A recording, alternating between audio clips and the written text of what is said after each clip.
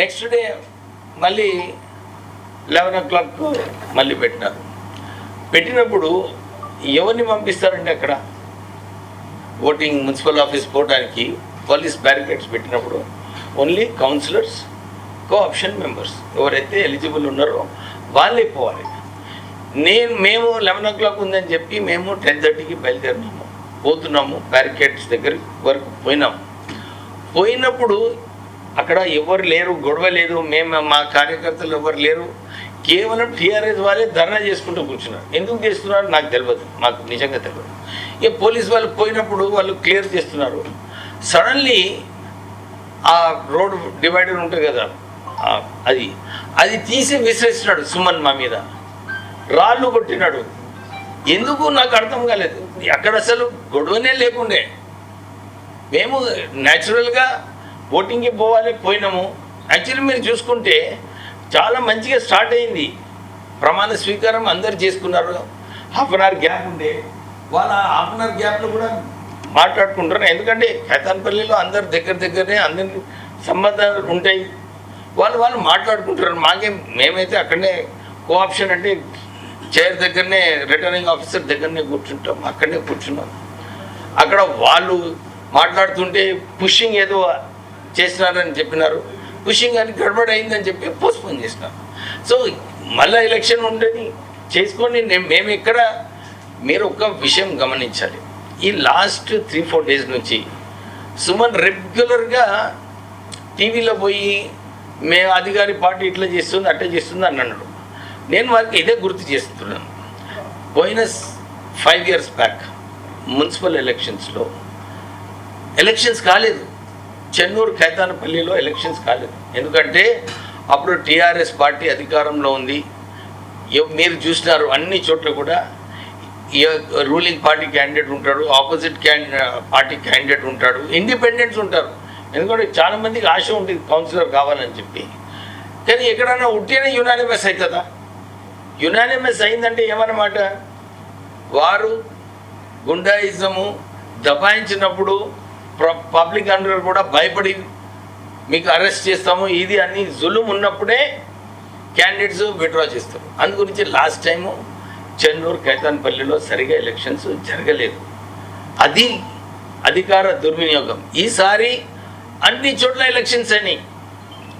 ఆ ఎలక్షన్స్ అయినందువల్లనే వాళ్ళు కూడా గెలిచిండ్రు. వారికి ఇబ్బంది ఏముంది నాకు అర్థం కాలేదు. ఇప్పుడు కూడా ఎలక్షన్ ప్రాసెస్లో మీరు చూస్తున్నారు, వాళ్ళు క్యాంప్ పెట్టుకున్నారు, అన్నీ పెట్టుకున్నారు. అధికార పార్టీ మేమున్నాము. వారి మీద ఎక్కడైనా పోలీసు ఎవరైనా పోయి ఏదైనా గుండాయిజం అయిందా? మా కార్యకర్తలను పోయి ఏమైనా చేసిండ్రా? ఎక్కడైనా ఎఫ్ఐఆర్ ఉందా? ఏమన్నా పోలీస్ కంప్లైంట్ ఏమైనా ఫైల్ చేసిండ్రా? ఎందుకు ఉంటేనే హైప్ చేయడము, అధికార దుర్వినియోగం చేస్తున్నారు. ఏం అధికార దుర్వినియోగం చేస్తున్నా అర్థం కాదు. నిన్న అసలు అవసరమే లేదు. ఒక ఎంపీ ఒక మినిస్టర్ కార్ మీద రాళ్ళు కొట్టేది కరెక్టా? నిజంగా నాకు అర్థం కాలేదు. దాంట్లో ఏం లేనే లేదు, అక్కడ గొడవనే లేదు. ఒక హైప్ క్రియేట్ చేసుకొని ఇదంతా కూడా కేవలము మేము కూడా డెమోక్రటిక్ ప్రాసెస్ యాక్సెప్ట్ చేస్తాము.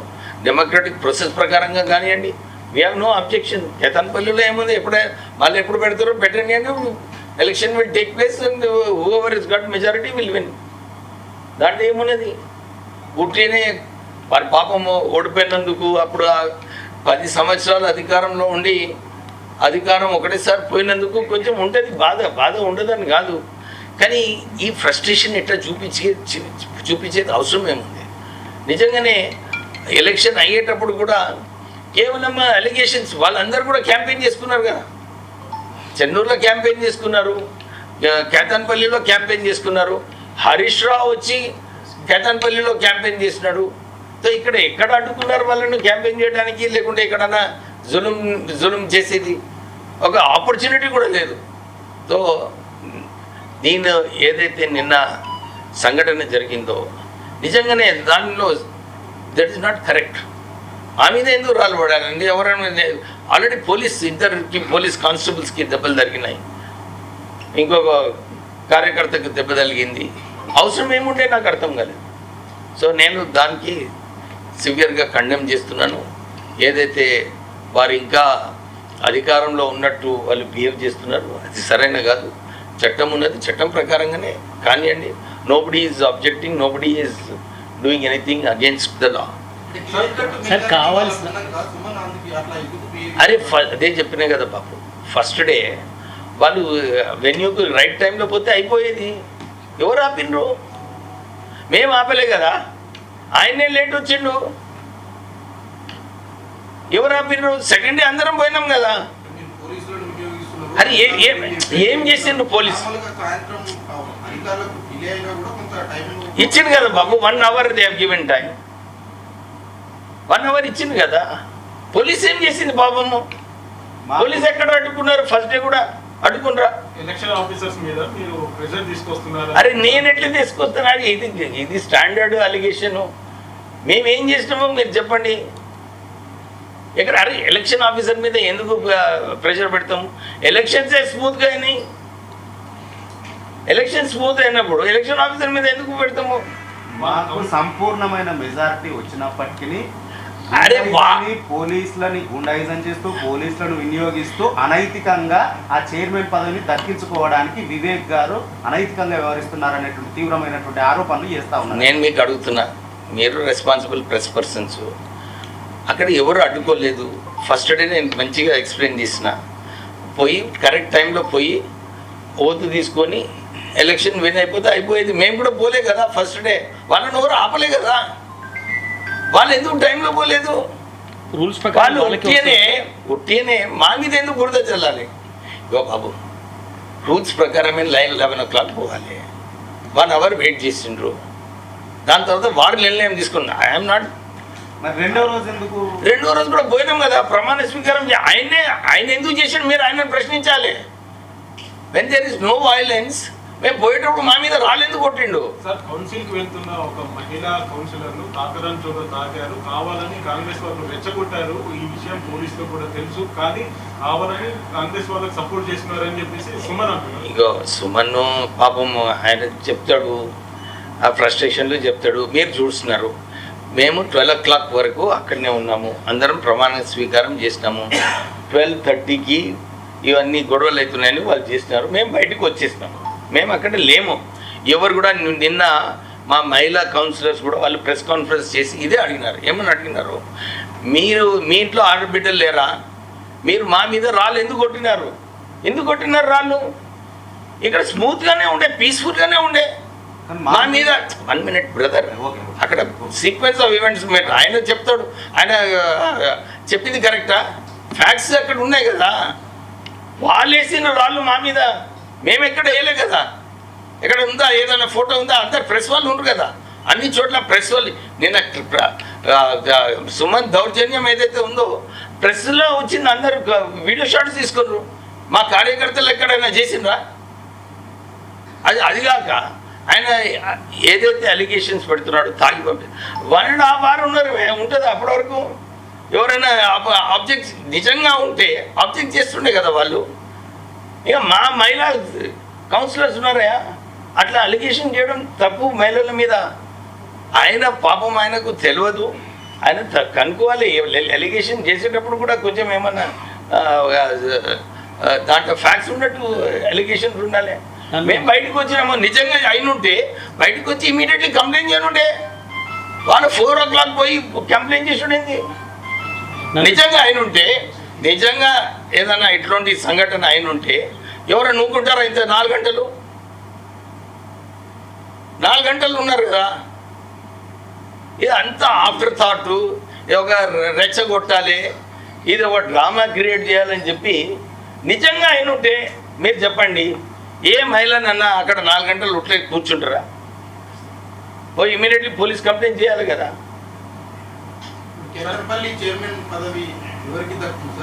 అది మేము పోయినాం కదా నిన్న. వాళ్ళు నెక్స్ట్ టైం ఎప్పుడు వస్తుందో ఎలక్షన్ కమిషన్ నోటిఫై చేసినప్పుడు ఉంటుంది. ఎవరు మెజారిటీ ఉందో వాళ్ళు గెలుచుకుంటారు. We are no problem in that.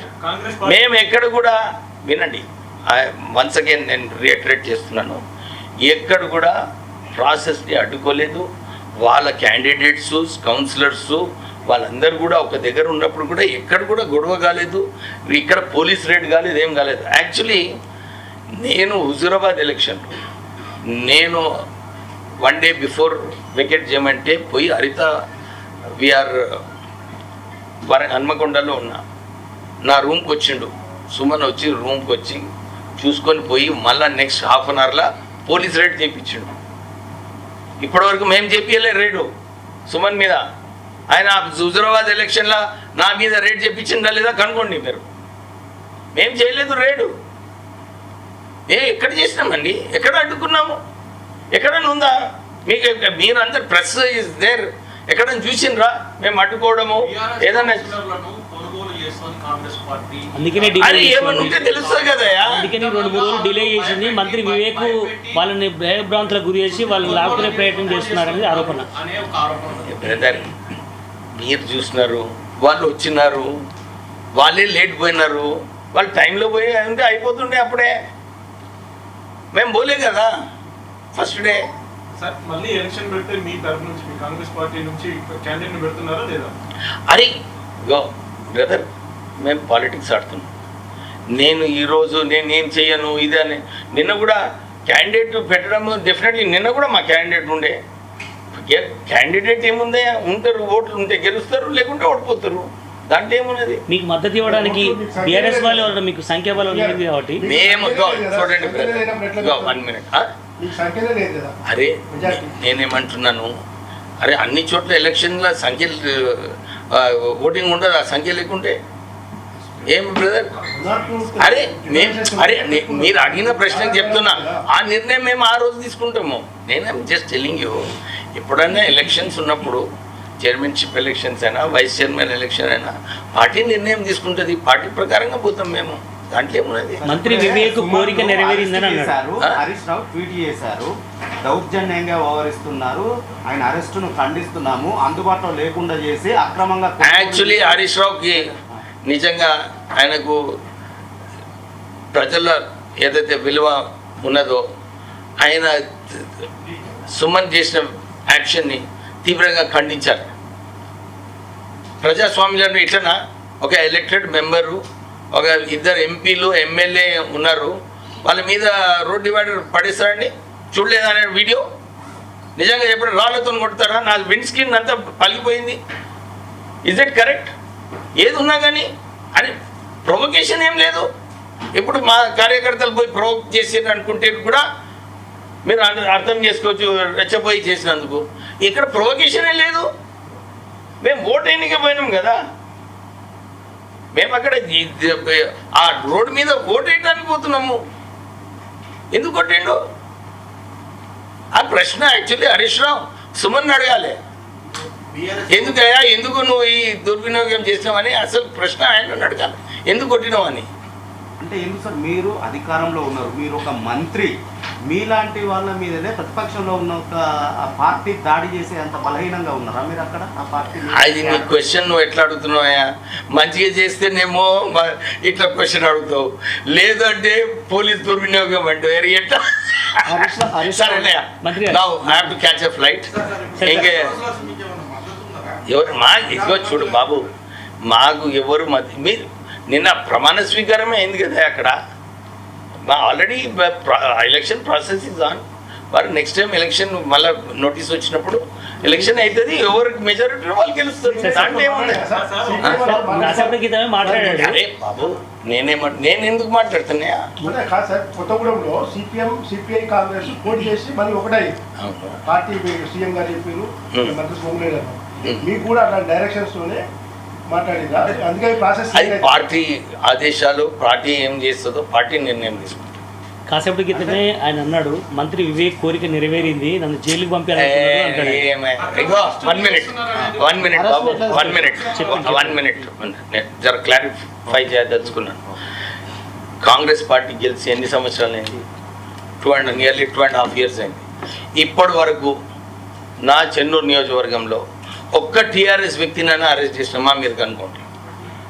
Actually వాళ్ళ హయాంలో ఇష్టం వచ్చినట్టు ఎప్పుడంటే అప్పుడు హౌస్ అరెస్ట్ చేయడము, పోలీస్ని పంపించడము. అసలు టీఆర్ఎస్ టైంలో ఎంత దౌర్జన్యం అయిందో ఎప్పుడు కాలేదు. కోదండరామ్ గారు తెలంగాణ ఉద్యమంలో ఇంత పార్టిసిపేట్ చేసినాడు. పాపం ఆయన ఇంటికి పోయి దౌర్జన్యం చేసినారు మిడ్ నైట్లో. ఎక్కడైనా అయిందా? మిడ్ నైట్లో ఎవరైనా పోయి కోదండరామ్ గారి ఇంటికి దాడి చేస్తారండి పోలీసులు? ఎవరు ఇన్స్ట్రక్షన్లో చేసినారు? టీఆర్ఎస్ అధికారం, టీఆర్ఎస్ వాళ్ళ ఇన్స్ట్రక్షన్స్ ప్రకారంగా చేసినారు. ఎక్కడైనా అయిందా టీఆర్ఎస్ నాయకుల మీద? యాక్చువల్లీ రాష్ట్ర వ్యాప్తంగా ఎక్కడ కాలేదు, ఇంకా చెన్నూరులో అసలే కాలేదు. ఇన్ని అర్చకాలు అయిన తర్వాత కూడా that is what is democracy. వాళ్ళు అర్థం చేసుకోవాలి. ఇప్పుడు నిన్న మేము అధికారంలో ఉన్నాం, మేము చేయాలి, ఇది ఇవన్నీ కూడా చేయలేదు కదా, వాళ్ళు చేస్తున్నారు అపోజిషన్లో ఉండి. అంటే ఏదైతే 10 సంవత్సరాలు అధికారం నార్మల్ అవుతుంది, అది ఎవరైనా ఇన్ని సంవత్సరాలు అధికారంలో ఉన్నప్పుడు ఆ బలం ఎక్కువైపోతుంది. అందు గురించి ఆ రియాక్షన్ ఇట్లా వస్తుంది.